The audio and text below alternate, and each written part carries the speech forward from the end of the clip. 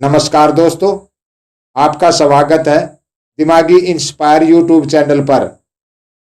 देवी संध्या द्वारा पुरुषों को दिए गए 3 श्राप। नमस्कार दोस्तों, आज हम आपको एक ऐसे रहस्य के बारे में बताने जा रहे हैं जो भगवान शंकर ने देवर्षि नारद को बताया था।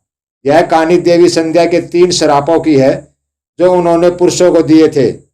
आज भी पुरुष उन श्रापों के प्रभाव से पीड़ित हैं। तो चलिए इस रहस्यमयी कथा की शुरुआत करते हैं। भगवान शंकर कहते हैं, हे नारद, तुमने मुझसे बहुत सारे प्रश्न पूछे, लेकिन आज मैं तुम्हें एक बहुत ही महत्वपूर्ण रहस्य बताने जा रहा हूं। यह रहस्य देवी संध्या और उनके द्वारा दिए गए 3 श्रापों से जुड़ा है जो पुरुषों को आज भी प्रभावित करते हैं। नारद जी आश्चर्यचकित होकर बोले, हे प्रभु, कृपा मुझे यह रहस्य बताइए।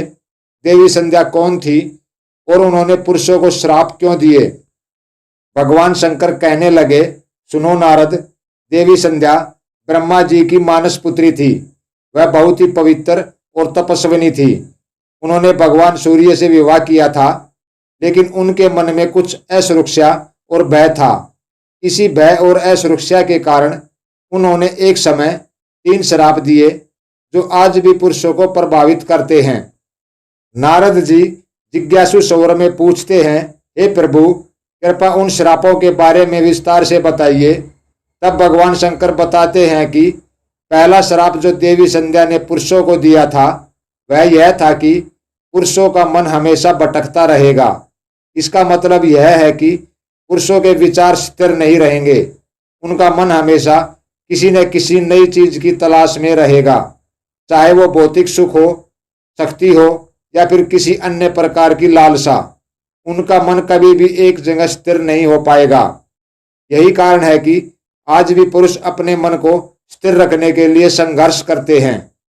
दोस्तों, आप देख सकते हैं कि इस पहले श्राप के कारण पुरुषों को हमेशा नए नए विचार आते रहते हैं। उनका मन कभी शांत नहीं हो पाता और उन्हें हर समय किसी न किसी चीज की तलाश रहती है, चाहे वो पैसों की हो, काम की हो या फिर जीवन में और कुछ हासिल करने की हो। पुरुषों का मन हमेशा व्यस्त रहता है। नारद जी फिर कहते हैं, हे प्रभु, यह श्राप तो सचमुच बहुत कठिन है, लेकिन कृपा मुझे बाकी के श्रापों के बारे में भी बताइए। तब भगवान शंकर कहते हैं कि दूसरा श्राप जो देवी संध्या ने दिया था वह यह था कि पुरुष कभी भी अपनी संतुष्टि का अनुभव नहीं कर पाएंगे। इसका मतलब है कि चाहे पुरुष कुछ भी हासिल कर ले, उन्हें कभी भी पूरी तरह से संतोष नहीं होगा। उन्हें हमेशा लगेगा कि उन्हें और कुछ चाहिए और उनके जीवन में हमेशा एक अधूरापन बना रहेगा। इस श्राप के कारण आज भी पुरुषों को किसी भी चीज से पूर्ण संतुष्टि नहीं मिल पाती। वे हमेशा अधिक चाहते हैं और उन्हें लगता है कि उनकी इच्छाएं पूरी नहीं हो रही हैं। चाहे उनके पास कितना भी हो, उनकी लालसा और उम्मीदें बढ़ती जाती हैं। नारद जी कहते हैं, हे प्रभु, यह श्राप तो और भी पीड़ादायक है। हमेशा अधूरेपन का अनुभव करना बहुत ही कठिन होगा। लेकिन कृपया मुझे तीसरे श्राप के बारे में भी बताइए। फिर भगवान शंकर तीसरे श्राप का खुलासा करते हुए कहते हैं कि तीसरा और अंतिम श्राप जो देवी संध्या ने दिया था वह यह था कि पुरुष कभी भी अपने भावनाओं को पूरी तरह से व्यक्त नहीं कर पाएंगे।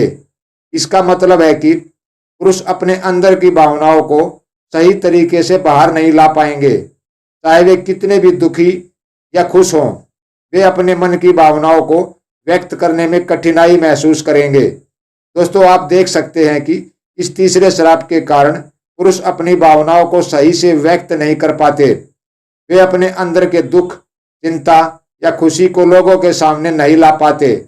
यह श्राप पुरुषों को अंदर से कमजोर बनाता है क्योंकि वे अपनी भावनाओं को छिपाते रहते हैं। फिर नारद जी चिंतित होकर कहते हैं कि हे प्रभु, यह तो बहुत दुखद है। इन 3 श्रापों के कारण पुरुषों का जीवन सचमुच कठिन हो गया है। क्या इसका कोई समाधान है?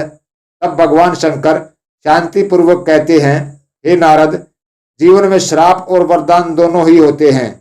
यह सच्चाई है कि देवी संध्या ने पुरुषों को यह श्राप दिए, लेकिन इसका समाधान भी पुरुषों के ही हाथ में है। उन्हें अपने मन को स्थिर करने के लिए ध्यान करना चाहिए, अपनी इच्छाओं को नियंत्रित करना चाहिए और अपनी भावनाओं को समझकर उन्हें व्यक्त करने का साहस जुटाना चाहिए। यही जीवन की सच्ची कला है। दोस्तों, भगवान शंकर ने हमें यह सिखाया कि चाहे हमें कितनी भी कठिनाइयां क्यों न मिले, उनका समाधान भी हमारे ही अंदर छिपा होता है। ध्यान, आत्मनियंत्रण और भावनाओं की सही समझ ही हमें इन श्रापों से मुक्त कर सकती है। तो दोस्तों, यह थी देवी संध्या द्वारा पुरुषों को दिए गए 3 श्रापों की कहानी, जो आज भी पुरुषों को प्रभावित करते हैं। लेकिन भगवान शंकर के अनुसार यदि हम ध्यान और आत्मनियंत्रण का मार्ग अपनाएं तो हम उन श्रापों से मुक्त हो सकते हैं। उम्मीद है कि आपको यह कथा पसंद आई होगी और इससे आपको कुछ सीखने को मिला होगा। अगर आपको यह वीडियो अच्छा लगा हो तो इसे लाइक करें, हमारे चैनल को सब्सक्राइब करें और अपने विचार कमेंट में साझा करें। धन्यवाद। ध्यान और आत्मनियंत्रण से पाएं हर समस्या का समाधान। इस कहानी को अपने दोस्तों के साथ जरूर शेयर करें। धन्यवाद।